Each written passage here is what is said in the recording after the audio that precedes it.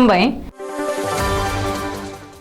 बे समाव बडलेण्ड इंखं टेलिभिजननि स्टुडिय'आव आं मिथिका नार्जारी दिनै मोनाबिलिनि गाहाय रादाबफ्राव दङ।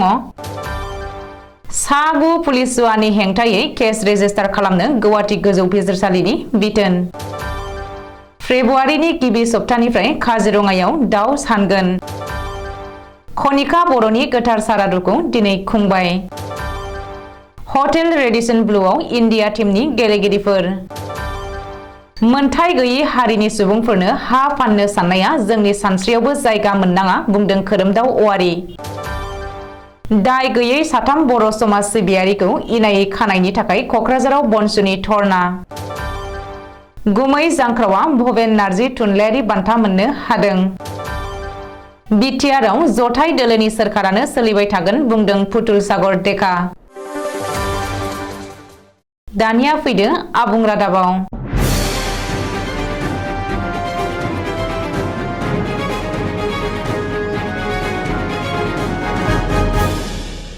आसाम पुलिसनि सासे गोजौ थाखोनि अफिसारखौ लाफानानै गासै सागु जवानफोरनि हेंथायै केस रेजिस्टार खालामनो गोजौ बिजिरसालिनि बिथोन। मिथिनो हानाय बायदिब्ला एडिशनेल एसपि भनजित दुवारानि हेंथायै केस रेजिस्टार खालामनो गुवाहाटी गोजौ बिजिरसालिया बिथोन होदों। इन्सपेक्टर प्रीतम सयकिया, एसआइ कंकन महन्त, एसआइ आफजल हुसेन, एएसआइ चन्द्र कुमार गगৈनि हेंथायै केस रेजिस्टार खालामनो गोजौ बिजिरसालिया बिथोन होदों। बेनि अनगायैबो गुवाहाटी गोजौ बिजिरसालिया कन्स्टेबल राजेन्द्र जादव, जदुमनि नाथ, रबुल नाथ आरो हमगार्ड जवान बाबुल आलीनि हेंथायै केस रेजिस्टार खालामनो बिथोन होदों। मख'नो गोनां दि बिसोर सागु पुलिस जवानफोरनि हेंथायै भरलु थानायाव सासे सुबुंखौ देहायारि अयथासार खालामनायनि हेंथायै अजद थिखांदों। रिपर्ट बायदिब्ला थांनाय 2018 मायथाइयाव नज कुमार उपाध्याय मुंनि सासे सुबुङा भरलु थानायाव पुलिसनि अयथासार खालामनायाव सैनांदोंमोन आरो बे अनागार खालामनायनि थाखायनो गुवाहाटी गोजौ बिजिरसालिया बै समनि भरलु थानानि साद' पुलिस थानानि हेंथायै केस रेजिस्टार खालामना नायबिजिरनो बिथोन होदों। मख'नो गोनां दि भनजित दुवाराया आथिखालाव हजाय जिल्लानि एडिशनेल एसपि महरै सिबिथाय होगासिनो दङ। फेब्रुवारि दाननि गिबि सप्तानिफ्राय काजिरङा नेशनेल पार्कआव दाव साननाय बिथांखिया जागायगोन। बिथांखि बायदियै काजिरङा नेशनेल पार्कआव थानाय बोरियाव थाग्रा आरो दैयाव थाग्रा गासै दावमा दावसाफोरखौनो साननाय जागोन। रिपर्ट बायदिब्ला काजिरङा नेशनेल पार्क आरो टाइगार प्रजेक्टनि साखाथि east Assam wild life sanctuary, Nagaon wild life sanctuary आरो बिश्वनाथ वाइल्ड लाइफ सेंक्सुरीआवबो दाव साननाय हाबाफारिखौ लागोन। मख'नो गोनां दि काजिरङा नेशनेल पार्क आरो टाइगार प्रजेक्टआव थांनाय बोसोरनि दाव साननायाव गुबुन गुबुन 126 जातिनि गासै मा 96,491 दावमा दावसाफोरखौ मोननो हादोंमोन।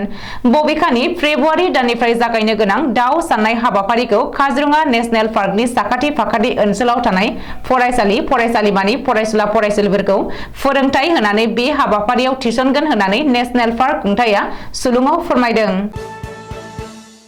दुलाराय बर' फरायसा आफादनि लोगो हारिमु नेहाथारि रुंसारि खनिका बर'नि गोथार सारादुखौ दिनै खुंबाय।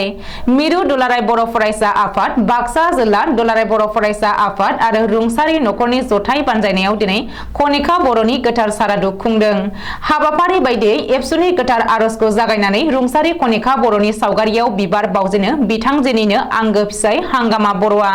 मख'नो गोनां दि खनिका बर'नि सारादुखौ लोब्बा लानानै दुलाराय बर' फरायसा आफादनि आफादगिरि दिपेन बर'नि सामलायनायाव मोनसे सावरायमेलबो खुंनाय जायो आरो बे सावरायमेलाव आसाम सोरखारनि केबिनेट मन्थ्रि उरखावगोरा ब्रह्मआ बाहागो लानानै रुंसारि खनिका बर'नि जिउ खौरां बिजाबखौ बेखेवनानै होयो।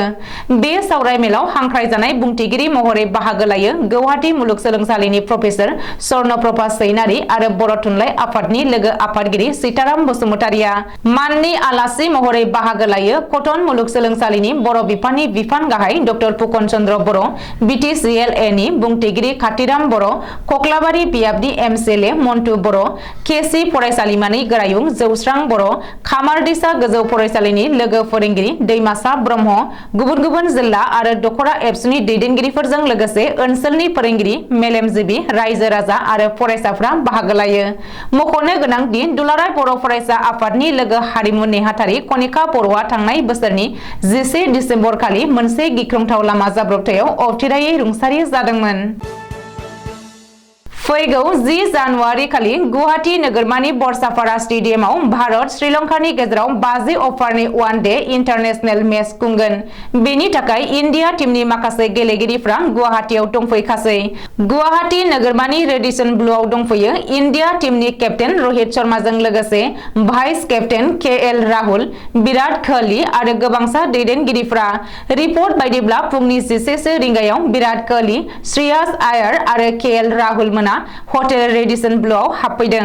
इंडिया टीमनि बिसोर साथाम स्टार प्लेयारखौ गोख्रों रैखाथिनि गेजेरजों उरां गाथोननिफ्राय हटेल रेडिसन ब्लुआव लाबोनाय जादों। विराट कोहली आरो श्रेयस आयरआ उरां गाथोननिफ्राय गंसे गारियावनो फैदों। बेनि उनाव सानजौफु समाव हटेल रेडिसन ब्लुआव हाबफैदों इंडिया टीमनि गुबुन गेलेगिरिफोर फारियै कुलदीप यादव, मोहम्मद शामी आरो मोहम्मद सिराज मोना। मख'नो गोनांदि 10 जानुवारि खालि जानो गोनां भारत श्रीलंका ODI मेचनि थाखाय इंडिया टीमनि कैप्टेन रोहित शर्माया मैया हरावनो आसामाव फैनानै हटेल रेडिसन ब्लुआव दंफैखायो। दिनै बेलासियाव बिसोर गासैबो क्रिकेटारआ बरसापारा स्टेडियामाव प्रेक्टिस खालामदों होननानै मिथिनो हादों। चिरां जिल्ला दुलाराय बर' फरायसा आफादनि खुंगा 18थि बोसोरसालिया जथुम्माखौ देग्लाय 7 आरो 8 जानुवारि 2023 खालाराव साननैनि मेहेरगोनां हाबाफारिजों रनसायथाम गोजौ फरायसालि गेलेग्रा फोथाराव खुंदों। बे जथुम्माजोंनो लोब्बा लाखिनानै जिल्ला एबसुनि बोसोनगिरि कुमुद नार्जारिनि मासि लानानै दैदेननायाव 6थि फारिलाइ खुंथायनि सिङाव थागिबि हारिफोरनि हानि मोनथाय आयदाखौ लानानै मोनसे सावरायमेल खुंनाय जायो। हांख्राय हरखानाय लेखायै बे मेलखौ बेखेवनानै होयो एबसुनि लेङाइ आफादगिरि खोरोमदाव औवारिया। मख'नो गोनांदि 6थि फारिलाइ खुंथायाव हानि मोनथाय आयेना थागिबि सुबुंफोरनि थाखाय गोरलैब्लाबो गुबुन हारिफोरनि थाखाय जोबोद गोरा होननानै 6थि फारिलाइ खुंथायनि सिङाव थानाय रायजोफोरा बै आयेनफोरनि सायाव सांग्रां जानांगौ। बेजों लोगोसेनो मोनथाय गैयै हारिनि सुबुंफोरनो हा फाननो साननाया जोंनि सानस्रियावबो जायगा मोननाङा होननानै खोरोमदाव औवारिया गावनि बिबुंथियाव बुंथियो आरो बयखौबो खावलायो। बबेखानि बे सावरायमेलाव फुंखा सुबुं महरै बाहागो लायो आथिखालनि बड'लेण्ड हायुङारि गौथुमनि नेहाथारि नरेन चन्द्र बसुमतारिया। लोगोसे बे सावरायमेलाव चिरां जिल्ला ट्राइबेल संघनि दैदेनगिरिफोर, बर' समाजनि बिबानगिरिफोर, दुलाराय बर' फरायसा आफादनि दैदेनगिरि सोद्रोमाफोरजों लोगोसे ओनसोलनि फोरोंगिरि, साननो हनो गोरों मेलेमजिबि रायजो राजाफोरा बाहागो लादोंमोन। थांनाय 6 जानुवारि शुक्रबारनि हराव दाय गैयै साथाम समाज सिबियारि बिथांमोनखौ क'क्राझार पुलिसा इनायै खानायनि थाखाय क'क्राझाराव बनसुआ धर्ना होनानै सोमावसारदों आरो साथामखौबो थाबैनो हगारफिननांगौ होननानै दाबि खालामदों।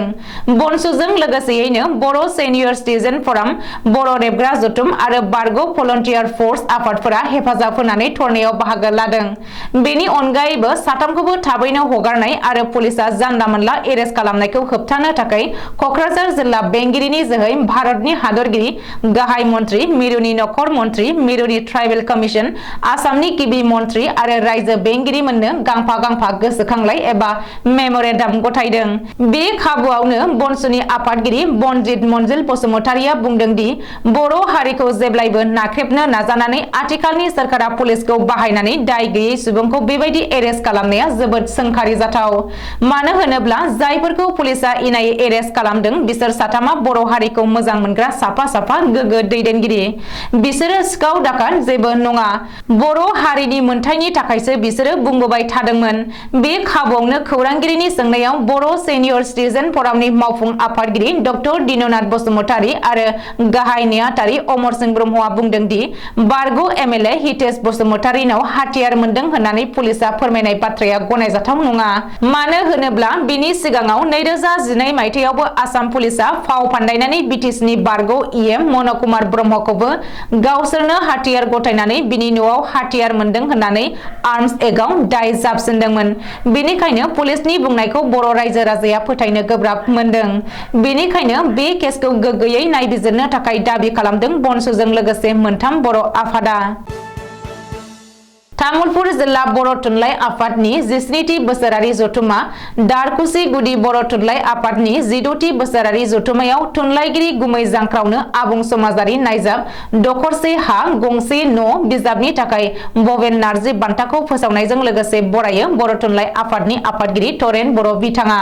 थुनलाइगिरि गुमै जांख्रावा आबुं समाजारि नायजाब बड'लेण्ड जेवरा बान्था, दखरसे हा गंसे न', बिमा आरो गोबां रायथाइ खन्थाइ सुंद' सल' बिसम्बिफोराव सेबखां जाबाय। लोगोसे हायुं गेजेरारि आमेरिकान नायबिजिरसं आरो जौगाखां आफादनिफ्राय 2021 इं मायथाइ साबसिन सोलोंथाइगिरि बान्था मोनगिरि डक्टर रुपाली स्वर्गियारी आरो आसाम सरकारनिफ्राय 2021 इं मायथाइनि भाषा गौरव बान्था मोनगिरि सानसुमा बर' बिथांमोनखौबो बरायो। बिटिआरआव इउपिपिएल, बिजेपि, जिएसपि दोलोनि जथाय सरकारानो थाबाय थागोन बे बाथ्राखौ खौरां मेलनि गेजेरजों बुंथिदों जिएसपि राजखान्थि दोलोनि गाहाय नेहाथारि पुतुल सागर डेकाया। बिटिसिनि प्रमद बर' दैदेननाय जथाय सरकाराव जिएसपि दोलोआ मदद होगोन होआ एबा सोरखारनिफ्राय ओंखारलांगोन नामा बे बाथ्राखौ समाजारि बिजोङाव जिएसपि दोलोनि मावथि एबा दैदेनगिरिफोरा सावरायलायबाय थानाय बाथ्राखौ लानानै बाक्सा जिल्ला 23 नं दिहिरा बिटिसि बियाबनि सिङाव थानाय दुमनि पिएचडिसिनि मावखुलियाव दिनै गुबुन गुबुन पिएचडिसि मासिगिरिनि नुजाथिनायाव मोनसे खौरां मेलनि गेजेरजों रोखा फोरमायथिनानै होनायखौ नुनो मोनो। कक्राझार लकसभा बियाबनि एमपि नबकुमार सरनियानि सायाव खौरांगिरिनि सोंथियाव जेबो बुंथ'नांगौ गैया होननानै फोरमायो जिएसपि दोलोनि गाहाय नेहाथारि पुतुल सागर डेकाया। लोगोसेनो बिटिसिआव इउपिपिएल, बिजेपि आरो जिएसपि दोलोनि गासै मावथिफोरखौ खौसेयैनो गोरोबनानै जौगालांनायनि खामानि मावलांनोबो खावलायनायखौ नुनो मोनो। बे खौरां मेलाव 23 नं दिहिरा बियाबनि सिङाव थानाय गोबां पिएचडिसिनि मासिगिरिफोरखौबो बाहागो लानायखौ नुनो मोनो। दिनै मोनाबिलिनि रादाबा एसेनोसै। गोजोन्थों।